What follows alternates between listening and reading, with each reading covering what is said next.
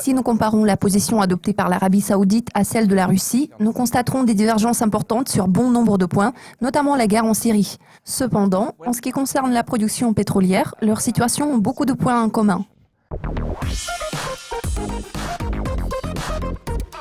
François, bonjour. Lors du sommet de l'OPEP, le président Poutine a déclaré que la Russie était prête à se joindre aux mesures destinées à réduire la production pétrolière. Pourquoi le pays a-t-il pris la décision de geler la production ?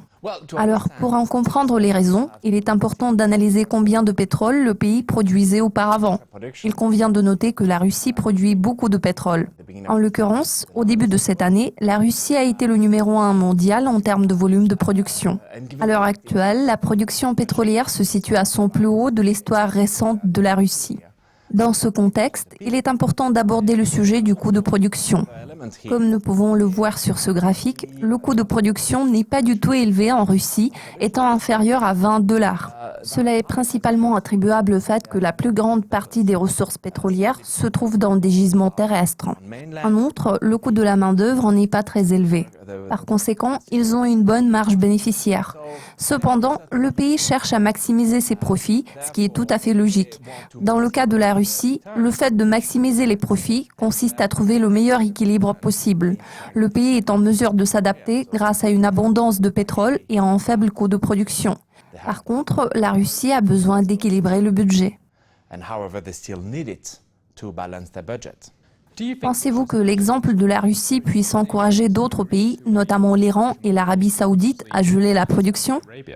Si nous comparons la position adoptée par l'Arabie saoudite à celle de la Russie, nous constaterons des divergences importantes sur bon nombre de points, notamment la guerre en Syrie. Cependant, en ce qui concerne la production pétrolière, leurs situations ont beaucoup de points en commun. Les budgets des deux pays en question sont fortement tributaires du pétrole. Je vous propose de jeter un coup d'œil à ce graphique qui nous montre que le prix souhaitable du baril pour l'Arabie saoudite se situe aux alentours de $100. Selon d'autres statistiques, ce chiffre représente environ $85-90. Cela s'explique par un niveau élevé des dépenses. Pour résumer, c'est le prix dont le pays a besoin afin de pouvoir équilibrer son budget. Cela va de même pour la Russie. Dans le cas de la Russie, le cours souhaitable se situe aux alentours de $100 le baril. Par conséquent, les deux pays en question veulent voir le prix du pétrole exactement au même niveau. Nous pouvons donc constater que les besoins de ces deux pays coïncident dans le domaine du pétrole. C'est la raison pour laquelle je suis d'avis qu'un compromis est possible. De toute évidence, ce serait dans l'intérêt de toutes les parties concernées. Souvenons-nous d'une situation qui en dit long sur l'état actuel des choses. La décision d'abaisser le prix prise par l'Arabie saoudite a coûté cher à la région. La note de crédit de plusieurs pays du Moyen-Orient a été dégradée. Cette décision a entraîné des coûts importants pour l'Arabie saoudite.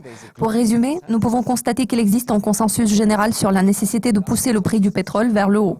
Cette opinion est partagée par d'autres pays membres de l'OPEP et notamment le Nigeria, l'Algérie et d'autres grands producteurs de pétrole. Tous ces pays aimeraient voir le cours du baril à un niveau plus élevé. Comment cela va-t-il affecter l'évolution future des prix ? Le prix du pétrole se situe actuellement près de la barre des $50. Je dirais que, toute chose égale par ailleurs, le prix devrait progresser car c'est l'automne et la demande est en train d'augmenter. En revanche, je tiens à souligner que le niveau actuel des réserves de pétrole est extrêmement élevé.